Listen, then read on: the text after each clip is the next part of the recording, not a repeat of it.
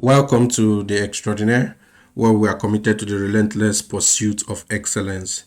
If you love tech, you want to skill up, or you just want personal development, subscribe to the channel so you don't miss any of our content. Today, we are going to be looking at Python modules.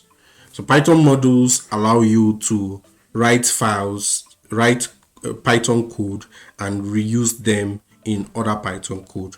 The Python module is saved with in a file with .py appended to it, and you can access the name of the module with the global variable underscore name underscore. So let's take an example. If we create a file here called fibo.py, we can define some functions in it.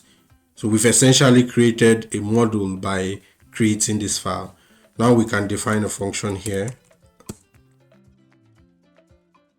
So in this module, we've defined two functions. One is fib and the other one is fib2.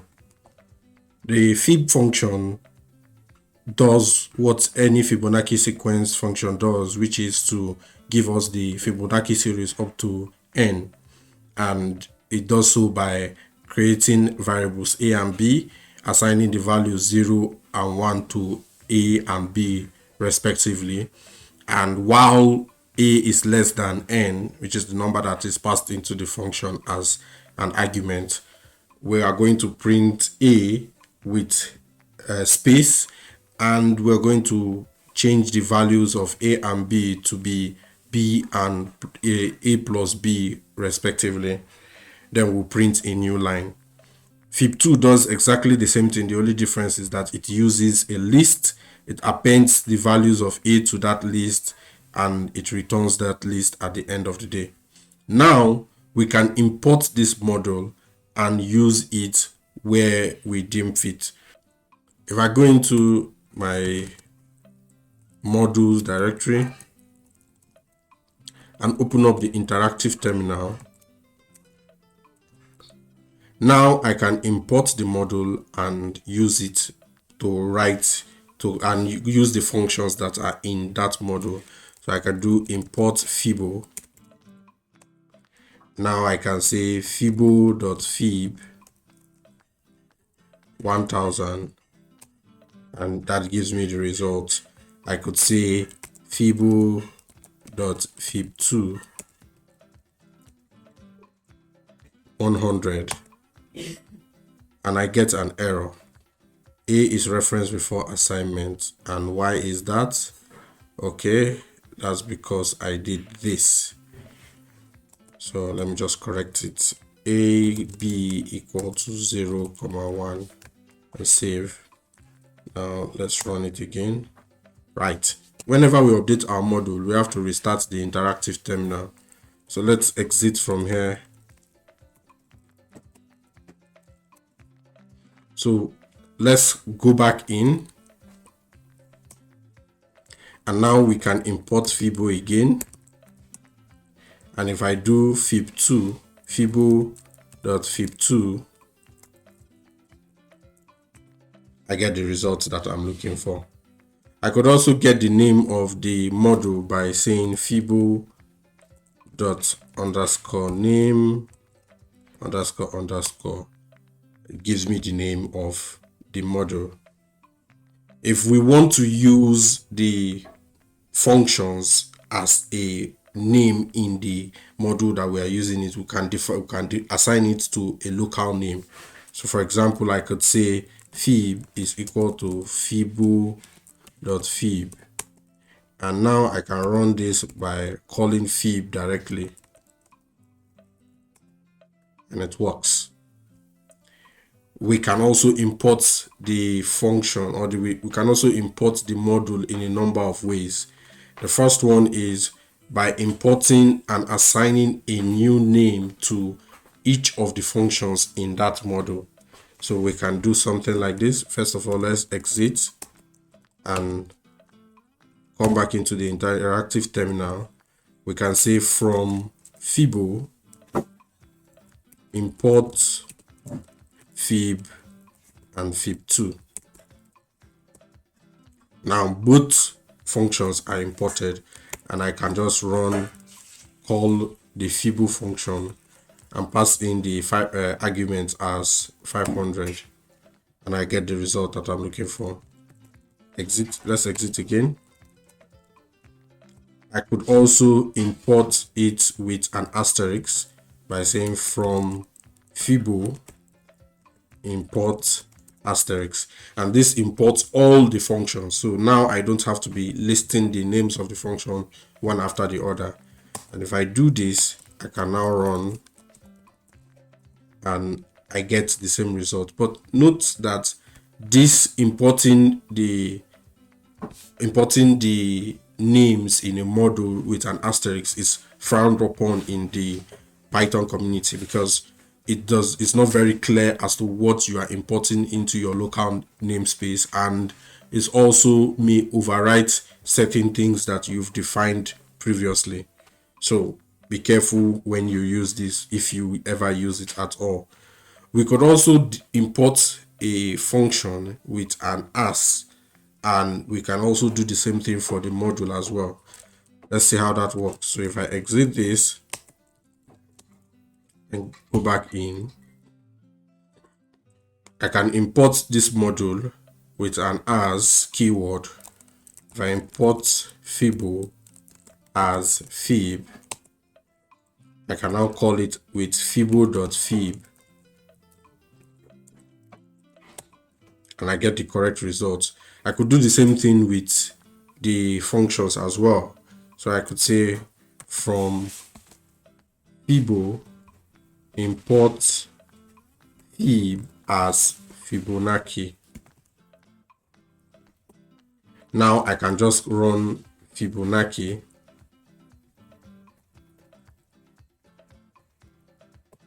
and I get the results that I'm looking for. We can also execute a module as a script. And how we do that is when we are defining the module, we add this bit of code at the bottom.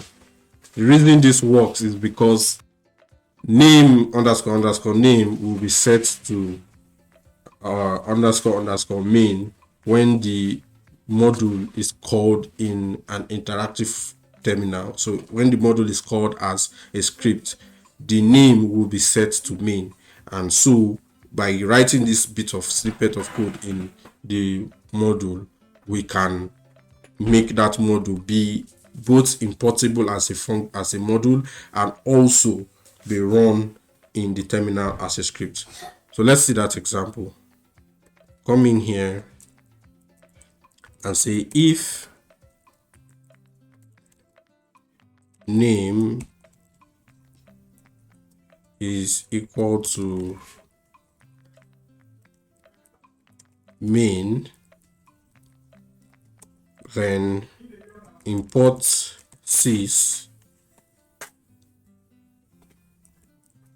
and fib int sys.agv1. And now if we exit from this terminal and come back in, we can say Python 3, exit from the terminal. We can say Python 3 50, and we get the results that we are looking for. If we import Fibo, if we import the module, the code is not run. So this code won't be run if we just import it in our interactive terminal. I'm going to skip this section because it's very technical, but you can go over it if you like. There are some standard modules in Python, and we're going to be going over them in subsequent episodes. But for now, let's take a look at some of those standard modules and some functions.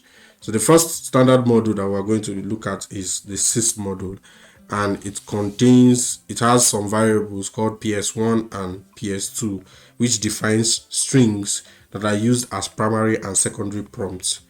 Let me show you also an example. So if I enter the interactive terminal here and I say import sys, and then I say sys.ps1, I get this, and I say sys.ps2, I get this.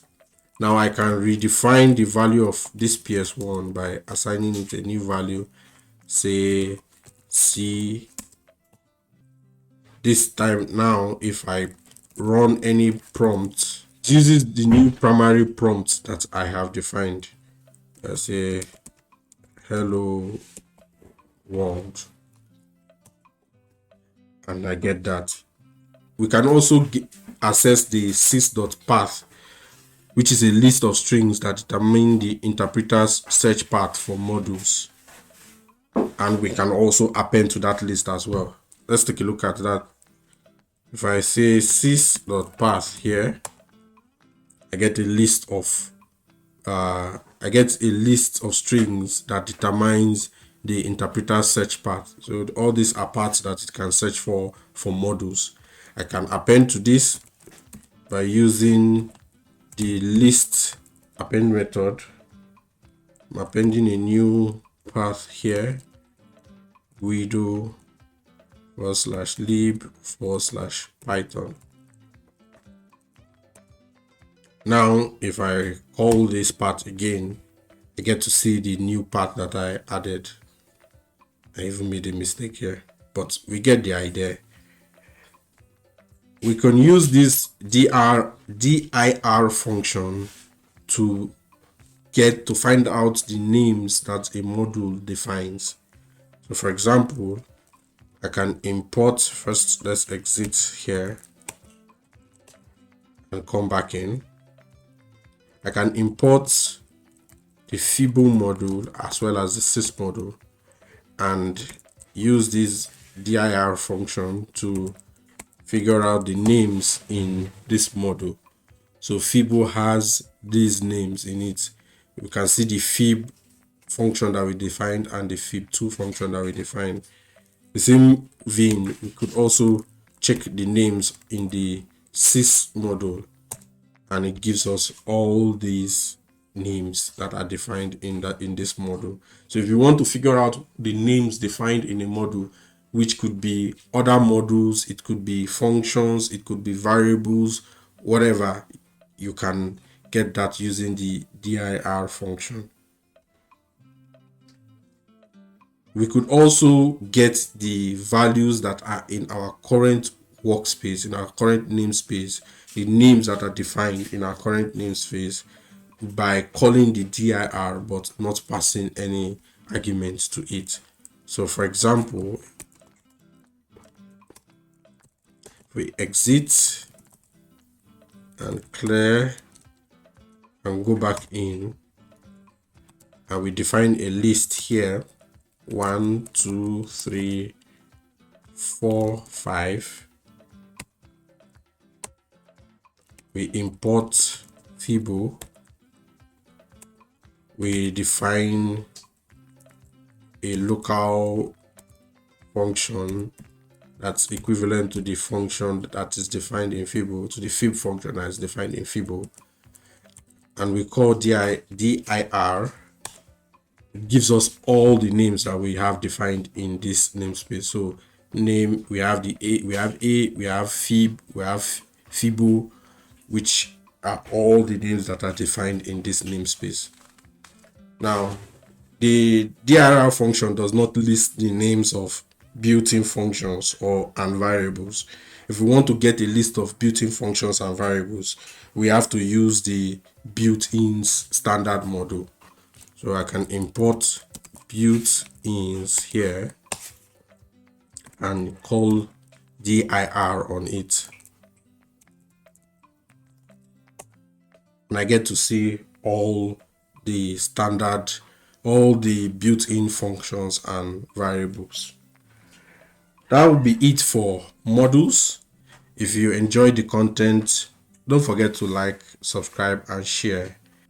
In the next episode, we are going to be looking at packages. I'll see you there. Bye.